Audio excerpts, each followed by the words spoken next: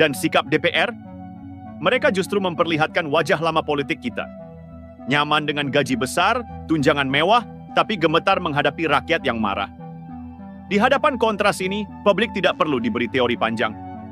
Fakta sudah bicara dengan gamblang, ada pemimpin yang hadir, ada pula wakil rakyat yang kabur, ada keberanian, ada pula kemunafikan.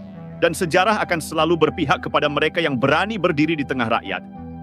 Saudara-saudara, mari kita buka mata. Inilah wajah nyata demokrasi kita hari ini. Seorang wakil presiden, anak muda yang sering diremehkan, justru berani melangkah keluar menemui rakyat. Sementara ratusan wakil rakyat di Senayan, yang setiap bulan mengantongi gaji dan tunjangan miliaran dari uang rakyat, justru bersembunyi di balik alasan sepele. Tidak ada koordinator, tidak ada perwakilan, tidak ada pemberitahuan. Apakah demokrasi hanya boleh berlaku jika rakyat mengisi formulir? Apakah jeritan rakyat harus diverifikasi dulu, baru layak didengar?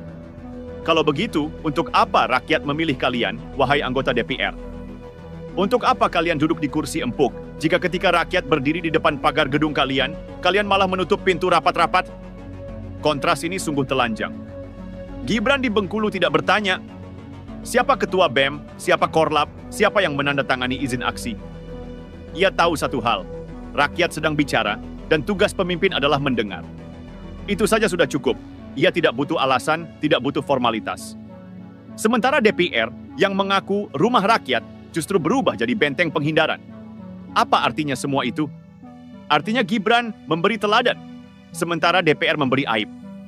Artinya seorang pemimpin muda menunjukkan keberanian, sementara wakil rakyat memperlihatkan kelemahan.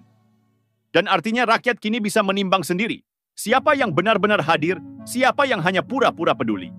Wahai para anggota DPR, jangan lagi kalian bicara soal legitimasi rakyat. Jangan lagi kalian mengumbar slogan wakil rakyat. Sebab faktanya, ketika rakyat memanggil kalian dengan lantang, kalian memilih pura-pura tuli. Ketika rakyat berdiri di depan pagar gedung kalian, kalian memilih tiarap. Di sisi lain, keberanian Gibran adalah tamparan bagi kalian semua. Tanpa banyak alasan, ia hadir. Tanpa banyak bicara, ia mendengar. Itu yang disebut kepemimpinan. Dan kepemimpinan itu tidak bisa dipelajari dari teks pidato atau kursus politik. Kepemimpinan itu lahir dari keberanian menghadapi rakyat, seberapapun kerasnya suara rakyat itu. Maka hari ini, mari kita catat. Keberanian seorang wakil presiden muda di Bengkulu telah menguliti kelemahan DPR di Senayan. Gibran telah menunjukkan bahwa seorang pemimpin sejati tidak boleh alergi pada rakyat.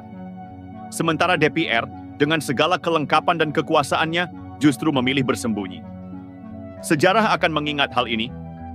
Ada yang berani berdiri di tengah rakyat, ada pula yang hanya berani duduk di kursi empuk sambil menutup telinga. Dan rakyat tentu tahu kepada siapa mereka akan menaruh harapan dan kepada siapa mereka akan menuntut pertanggungjawaban. Saudara-saudara, inilah fakta yang tidak bisa ditutupi.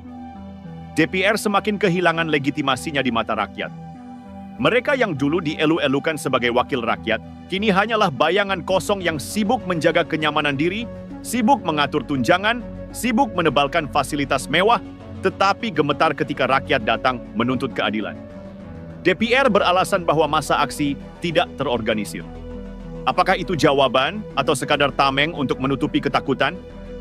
Katanya mereka punya badan aspirasi masyarakat yang siap menerima masukan rakyat. Tapi mengapa rakyat harus masuk lewat pintu yang mereka tentukan?